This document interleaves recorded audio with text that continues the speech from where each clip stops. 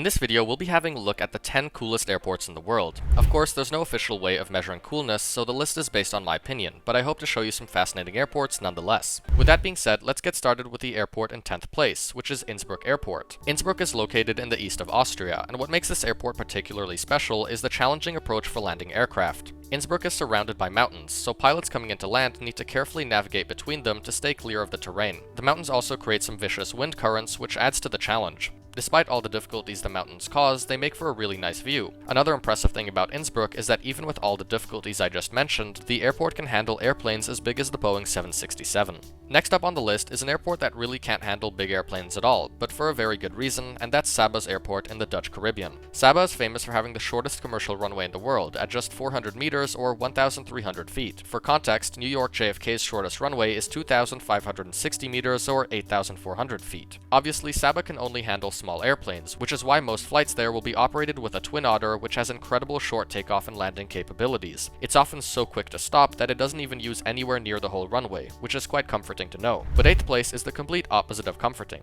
In fact, it's often agreed upon as the most dangerous airport in the world, and that is Lukla Airport. Similar to Innsbruck, it's surrounded by mountains, except instead of sitting in the valley between the mountains, Lukla's airport is on a mountain and has an elevation of over 2,800 meters or 9,300 feet. Lukla is located in Nepal and is often used as a starting point for treks towards Mount Everest base camp. And in a way, it's also similar to Saba, as its runway is only 530 meters or 1,700 feet long. But it's less of a problem since the runway is extremely steep with a gradient of 11.7%. While the steepness helps slow the airplanes down and acts as a ramp for them to accelerate on takeoff, it does make landing extra challenging, as landings on sloped runways require very well-timed flares. Interestingly enough, they did have flat land they could have built the airport on, but the local farmers didn't want to give up their land, so they had to deal with the steep runway. But something even steeper than the runway is the surrounding terrain, which makes a missed approach very risky. And if all that wasn't enough for the pilots to deal with, the airport often experiences bad weather like rain or poor visibility, resulting in many cancelled flights. But these risks were all taken into consideration by the Civil Aviation Authority of Nepal, so only experienced pilots who have completed several short takeoffs and landings are allowed to fly there, and only after completing 10 flights to Lukla with a certified flight instructor.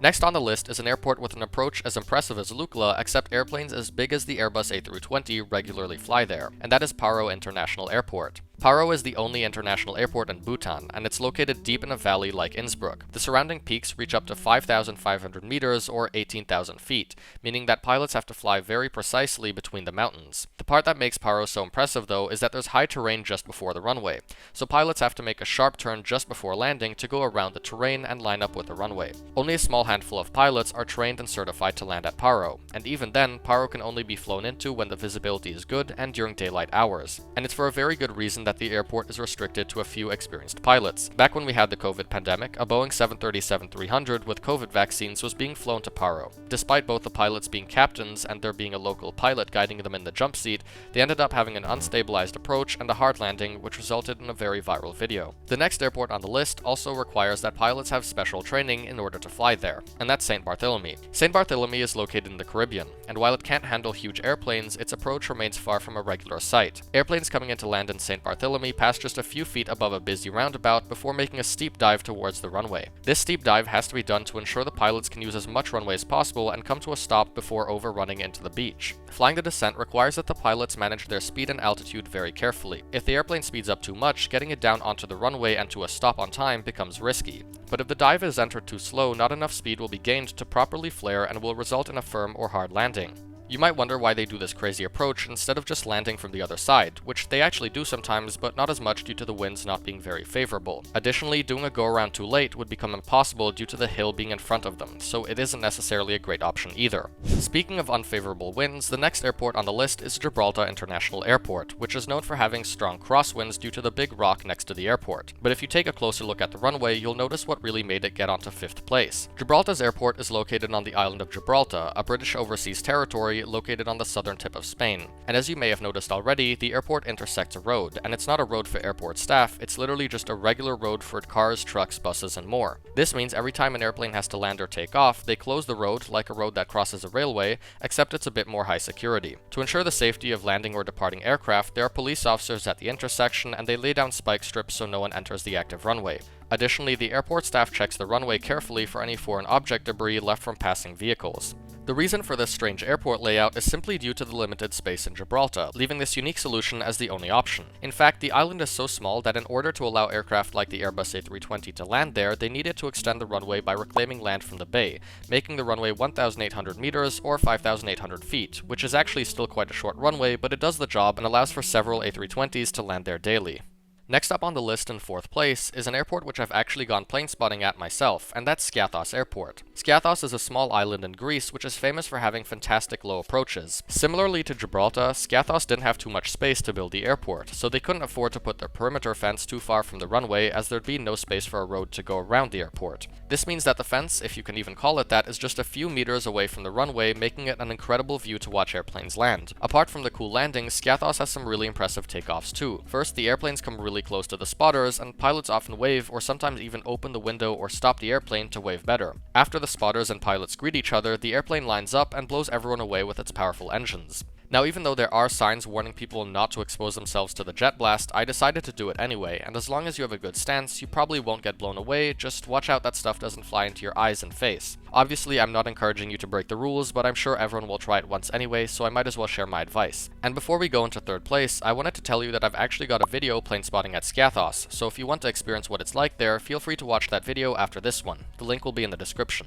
Finally, let's have a look at 3rd place, which would actually be 1st place, but I decided to score it down a few ranks as it doesn't actually exist anymore, and that's Kai Tak Airport. Kai Tak Airport was located in Hong Kong, and unlike most airports, which are at least a few kilometers away from the main city, Kai Tak was located in the heart of the city. This means airplanes flew extremely close to huge buildings. Apparently, they flew so close that passengers could see people watching television from the windows. But the tall buildings weren't the only issue for pilots landing at Kai Tak. The other problem is that the airport was surrounded by high terrain, making a straight-in approach impossible. The solution to this was by flying a crazy approach that required pilots to fly towards a hill with a checkerboard on it. And once they were close enough to the hill, they could begin a sharp right-hand turn above the city to come into land. This turn would be performed at less than 600 feet or approximately 180 meters above the busy city. This approach was both spectacular and terrifying for the passengers and the people watching the airplane from the city below. And since Hong Kong is a massive city, there weren't just small airplanes flying there. In fact, it was quite the opposite, with the Boeing 747 being a regular visitor at the airport. And as an interesting fun fact, even the iconic Concorde has landed there before. However, all this was a thing of the past as Kai Tak Airport was closed in 1998 due to the increased passenger traffic over the years, making the airport too small. And considering how Kai Tak was located in the middle of the city, it was impossible to expand the airport any further. So they built a new airport to serve Hong Kong outside of the city, which was actually built entirely on artificial land. Nowadays, the former Kai Tak Airport is used for several parks and a cruise ship terminal, as well as several other things.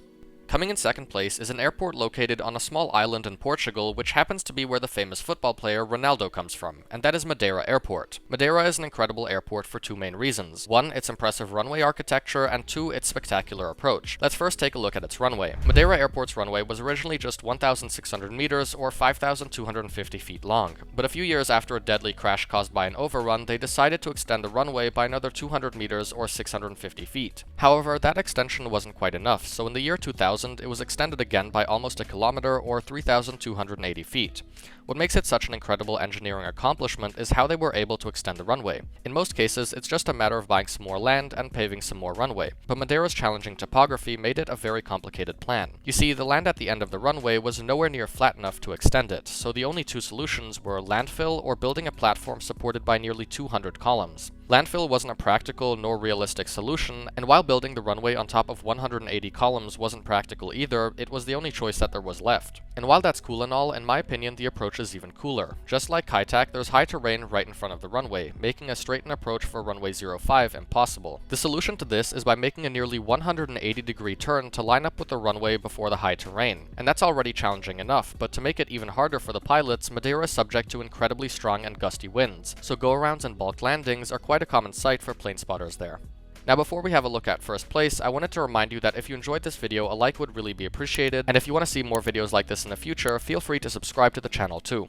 Now, without wasting any more of your time, let's look at 1st place, and that's Princess Juliana Airport, which is located in the Caribbean island of Saint Maarten. This airport is basically the same as Skiathos. It's located on a small island and planes pass just a few feet above people's heads, making plane spotting from the beach by the runway a popular activity. The reason it's ranked so much higher than Skiathos is because there are many more planes and much bigger airplanes that land there. In fact, before KLM retired their beautiful 747s, they would actually often fly to Saint Maarten. Unfortunately, that's no longer a thing, but you can still see other awesome wide bodies like the Airbus A330. So that was my list of the 10 coolest airports in the world. I would love to hear your opinion. Would you change the order or maybe put something else in first place? Let me know in the comments. And if you'd like to watch my video plane spotting at Skiathos, click here.